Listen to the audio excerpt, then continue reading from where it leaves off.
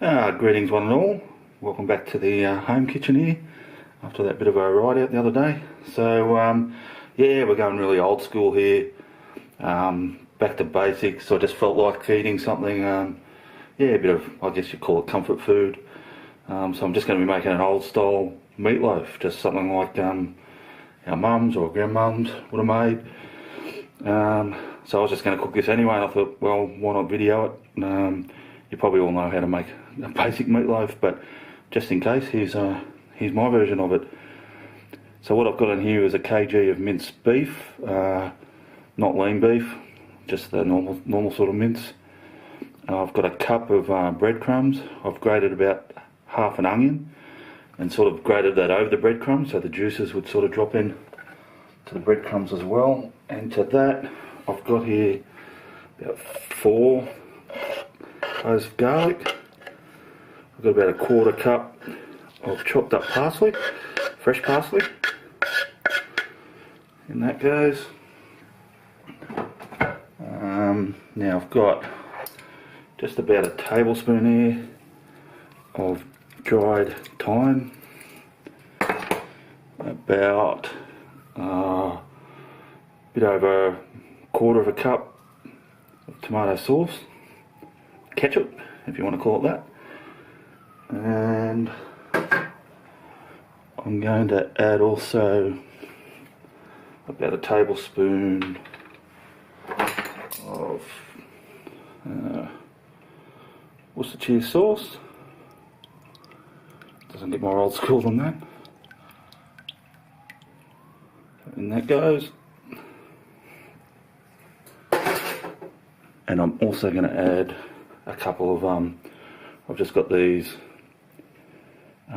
beef stock cubes. So because I'm going to crumble them up and add them, I'm not actually going to add any salt. So just crumble them up pretty good. And then we'll mix them up further.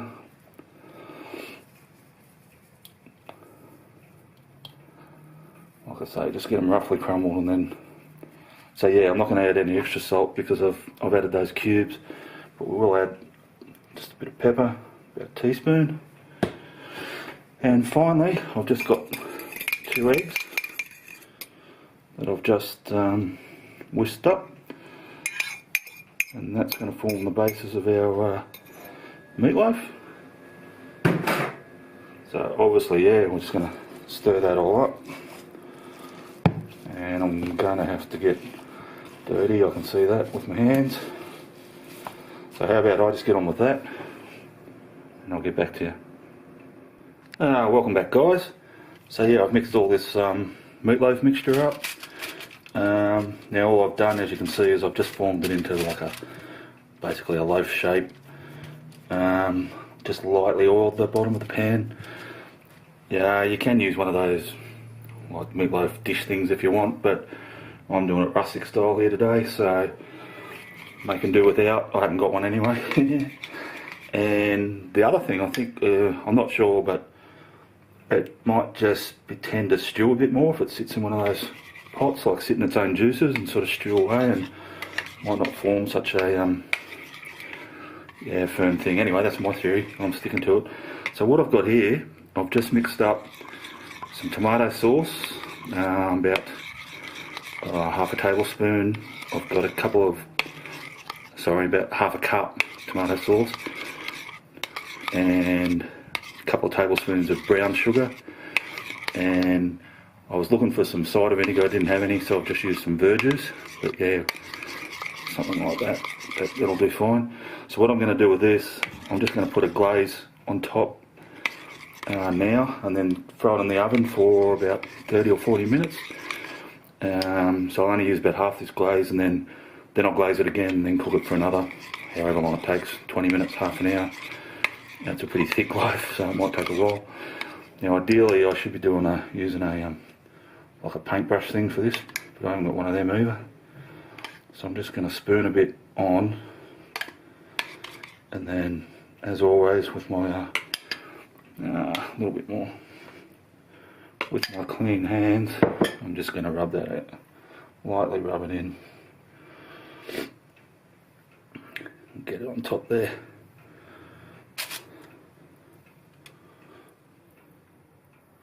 And that's it folks. Now it's just a matter of cooking it. Like I say, giving it another rub with the glaze, about half to 3/4 of the way through. And that's our meatloaf. I'll get back to you when we're done. Alrighty guys, sorry I'm just off camera for a sec. I'm just getting this meatloaf out of the oven here. It's been about 35-40 minutes. Just thought we'd better check it, see how it's going. Yeah, it's not looking too bad. So yeah, like I say, that's been cooking for about 35 minutes. It's been on about 180 degrees. So what I'm going to do now is just put on the rest of this glaze.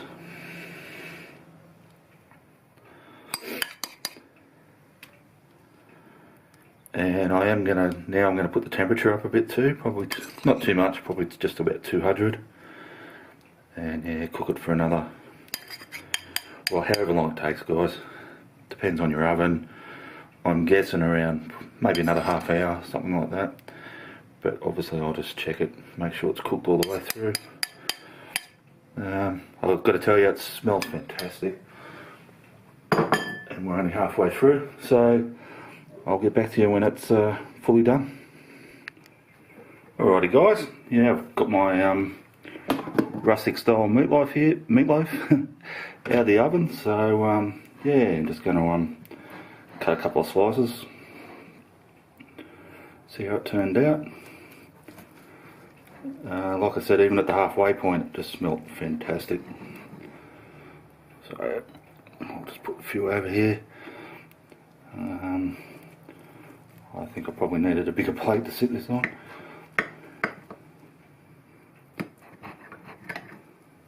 As you can see, looking quite nice there. Got some nice big thick slices, and that's just looking awesome. Alright, there's a couple of slices cut up. I might just put one of those slices on a smaller plate and taste it for you. Be back in a sec.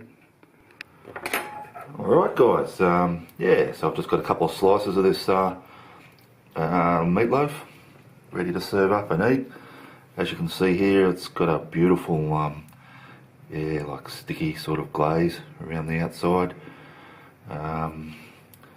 Yeah, it's nice and firm, still nice and moist though. It's just, yeah, it's turned out good. I'm really happy with it.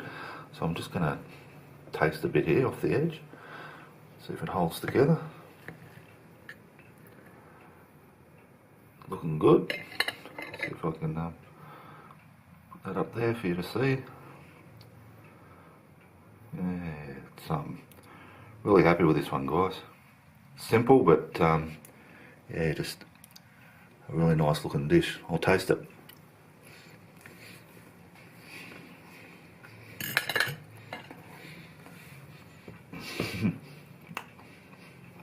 Oh, yum.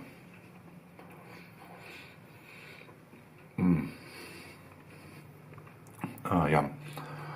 So all those flavours have just amalgamated through that beef mince beautifully. The garlic and the onion and the fresh herb, the parsley, the thyme. You can just taste it all. It's just absolutely delicious.